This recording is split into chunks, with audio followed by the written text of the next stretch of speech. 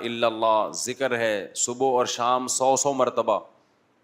اس کی عادت ڈالیں, بچوں کو عادی بنائیں. تہجد کے لیے بچوں کو گھر میں اٹھائیں, نماز کے لیے بچوں کو اٹھائیں, کچھ اللہ اللہ سکھائیں ان کو.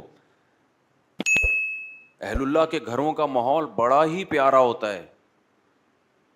یہ جو قرآن میں آتا ہے ربنا ہب لنا من ازواجنا وذریاتنا قرۃ اعین وجعلنا للمتقین اماما, اے اللہ ہمیں ہماری بیویوں اور اولادوں کی طرف سے آنکھوں کی ٹھنڈک عطا فرما. یہاں آنکھوں کی ٹھنڈک کا کیا مطلب ہے؟ آنکھوں کی ٹھنڈک کا مطلب یہ ہے, الحمدللہ, آنکھوں کی ٹھنڈک کا مطلب یہ ہے کہ ان کو عبادت میں مشغول کر دے.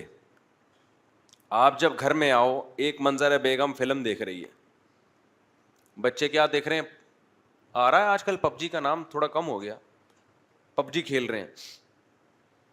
اس سے آنکھیں ٹھنڈی نہیں ہوں گی. ابے کیا کر رہا ہے, ابے کبھی کتاب بھی لے کے بھی بیٹھ جایا کر. کہتے ہیں نا ماں باپ, ابے ہر وقت ڈرامے دیکھتا رہے گا.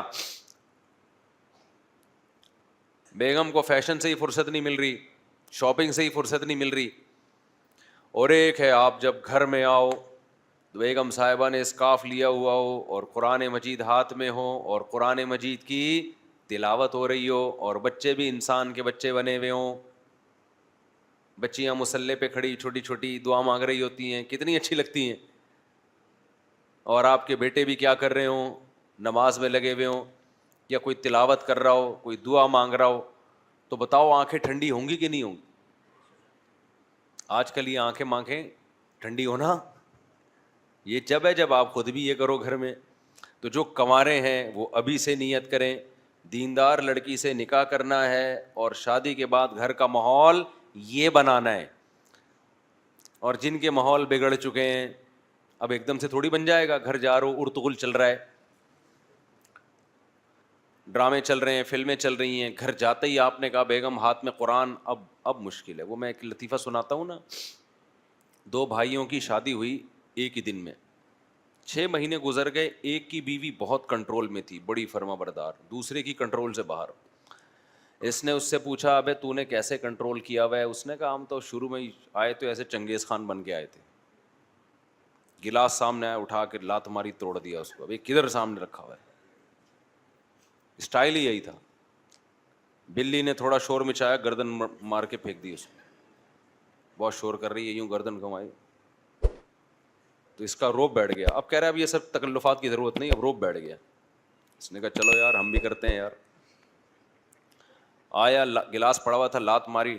بیگم نے کہا اب نہیں, پہلے کرنے کی چیزیں تھی یہ, ٹھیک ہے نا, ابھی جو تمہاری اوقات ہے 6 مہینے میں مجھے وہ سمجھ میں آ گئی. تو اب جا کے آپ بہت اچھی نصیحتیں شروع کر دو گے. بیگم آنکھوں کی ٹھنڈک اس میں ہے, تم قرآن لے کے بیٹھا کرو, اور بچے ہمارے دعائیں مانگا کریں, گھر میں یہ ٹی وی ڈرامے بند ہو جائیں. تو بیگم کہے گی لگ رہا ہے ابھی تازہ تازہ کوئی بیان سن کے آیا ہے, ہمیں پتہ ہے تو کتنے پانی میں. تو ایک دم سے نہیں ہو جاتا,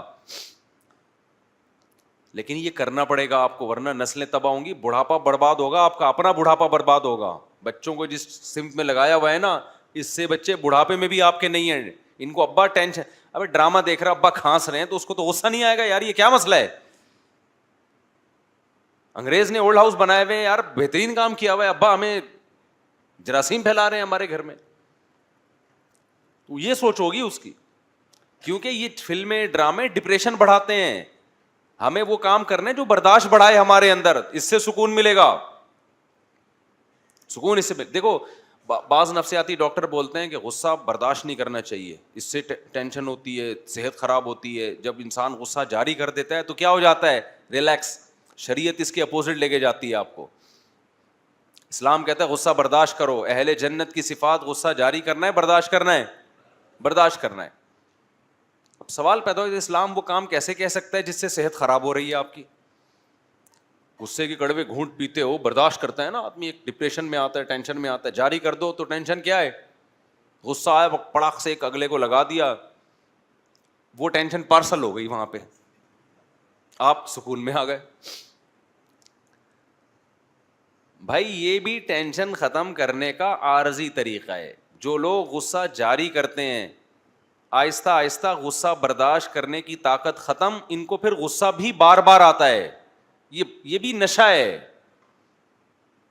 شریعت نے کہا برداشت کر لو, یہ جو نقصان ہے تھوڑا ہے, جب بار بار برداشت کرو گے تو برداشت کرنے کی پاور بڑھ جائے گی, پھر برداشت کرنے میں وہ ٹینشن نہیں ہوگی جو ابھی ہو رہی ہے, پھر غصہ آنا ختم ہو جائے گا, کم ہو جائے گا غصہ آنا, دیر پا نتائج اچھے نکلیں گے. اور پھر جو غصہ آ کے جو اگلے کو لگا دیا آپ نے غصے میں ٹینشن ختم کرنے کے لیے, تو وہ بھی تو پارسل کرے گا اپنی ٹینشن. کیا خیال ہے؟ اس کی بھی تو سائڈ افیکٹ ہے نا بہت زیادہ, وہ ٹینشن آپ کو پارسل کرے گا. پارسل کا خاص انتظام ہے ہمارے یہاں, ہر ہوٹل میں پارسل کا انتظام ہے, وہ تھوڑی سکون سے بیٹھے گا. تو عبادت کا ماحول بنائیں گھروں کے اندر, عبادت کی عادت ڈالیں گھروں کے اندر. اب ایک نسخہ بتاتا ہوں آپ کو, جن کی نہیں ہوئی ان کو تو میں نے بتا دیا کہ بھائی دیندار لڑکی سے شادی کرو جو پہلے ہی نماز روزے کی عادی ہو, اس سے نکاح کرو اور پھر خود بھی اسی جیسے بن جاؤ. اور یہ چھوڑ دو یہ مستیاں وستیاں سینما گھروں کی اور ڈراموں کی, ان مستیوں میں سوائے میں نے بتایا نا گھر میں بے برکتی کے نحوست کے کچھ بھی نہیں آئے گا, اس کے سائڈ افیکٹ بہت زیادہ ہیں. اب کیا کرنا ہے, اس کے لیے تبلیغی جماعت بہترین راستہ ہے. اپنی بیگم کے ساتھ مستورات کے ساتھ تبلیغ میں وقت لگا لو, وہ انسان کا بچہ بنا کے بھیج دیں گے. 3 دن جب آپ اپنی بیگم کو لے کے جاؤ گے نا تبلیغ میں, مسلمان کا یہ ہنی مون ہے. یہ کیا ہے مسلمان کا ہنی مون؟ یہ والا جو ہنی مون ہے نا جو سوئٹزرلینڈ جا رہے ہیں, اس میں خرچہ بھی ٹھیک ٹھاک ہے, بیگم بگڑنے کا بھی بڑا خطرہ ہوتا ہے. میں نہیں کہہ رہا بگڑتی ہیں, بگڑنے کا خطرہ بہت ہوتا ہے. جب وہ وہاں جا کے دیکھیں گی نا انگریز عورتیں لائف کو کیسے انجوائے کر رہی ہیں, کپڑے وپڑے کی کوئی پابندی ہے ہی نہیں. شادی غفار سے ہوئی تھی, اچھا وسیم لگا تو وسیم کے پاس چلی گئیں. تو جب یہ کلچر دیکھتی ہیں تو مرد بھی بگڑتا ہے اور عورت بھی بگڑنے کا, سارے نہیں بگڑتے, خطرہ عورت ہے بگڑنے کا. مرد بھی کہے گا یار انگریز کو وہ والی اچھی لگی تو ادھر کو نکل لیا, وہ والی اچھی لگی ادھر کو نکل لیا, ہم اسی کو لے کے گھوم رہے ہیں یار, یہ کیا مذاق ہے. سارے نہیں بگڑتے, کچھ بگڑنے کے خطرے ہوتے ہیں.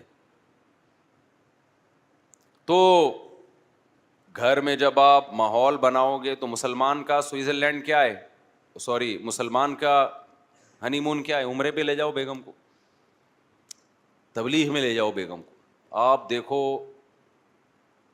کیسا اچھا ماحول بنے گا گھر کا. میں نے تبلیغ والوں کے گھروں کا ماحول دیکھا ہے, جو تبلیغ کے بڑے لوگ ہیں, بزرگ لوگ ہیں.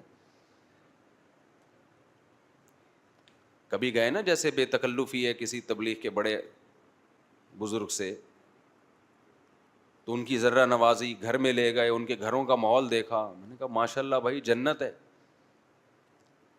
مستورات, نمازوں کی پابندی, ذکر اذکار کی پابندی, سسر کا ادب. آج کل تو بدتمیز بنایا جا رہا ہے بہوؤں کو, اس طرح کے ڈائلاگ, یہ ساس کی خدمت واجب نہیں, سسر کی خدمت واجب نہیں, کوئی رشتہ ہی نہیں ہے ساس سسر کا. رشتہ نہیں ہے تو مجھے بتاؤ داماد کے لیے ساس سے نکاح حرام کیوں ہے؟ حرام تو ماں سے نکاح ہوتا ہے نا, داماد ساس سے نکاح نہیں کر سکتا. تو رشتہ ہے تو اللہ نے کہہ دیا نا کہ ماں بن گئی ہے, تو بہو کے لیے بھی ساس ماں کے قائم مقام ہے. میں نہیں کہہ رہا بالکل ماں جیسی ہے, لیکن جب گھروں میں دین آئے گا, تمیز آئے گی, تو پھر بہویں یہ مسئلہ نہیں پوچھیں گی کہ ساس کی خدمت واجب ہے یا نہیں ہے. بہو کیا کہے گی, بھائی بڑوں کی خدمت سے کیا ملتا ہے, خدا ملتا ہے. تبلیغ میں تو یہی سکھایا جاتا ہے, خدمت سے کیا ملتا ہے, خدا ملتا ہے. بھائی میرے شوہر کی ماں ہے تو میرے لیے تو شوہر جنت, تو جو شوہر کی جنت ہے وہ میری بھی کیا ہے, جنت ہے. غیرت مند آدمی اپنی خدمت سے اتنا خوش نہیں ہوتا جتنا اپنی ماں کی خدمت سے خوش ہوتا ہے. اگر غیرت ہے اس میں, کہتا ہے بیگم مجھے بھول جاؤ, میری ماں کی خدمت کرو, اسی سے دل جیتو. تو میں نے تبلیغ والوں کے گھروں کا ماحول بھی دیکھا ہے الحمدللہ, اور میں نے لبرل لوگوں کے گھروں کا ماحول بھی دیکھا ہے. لبرل لوگوں کے گھروں کے ماحول میں کیا ہے, ابا ادھر بیٹھ کے کھانا کھا رہا ہے, بچہ برگر کھانے جا رہا ہے دوستوں کے ساتھ, بیگم صاحبہ اپنے الگ روم میں, بچے بھی ایک آدھی ہوتے ہیں, اور بیٹی صاحبہ وہ اپنا لیپ ٹاپ لے کے کمرے میں بیٹھی ہوئی, میں بزی ہوں مجھے کوئی ڈسٹرب نہ کرے.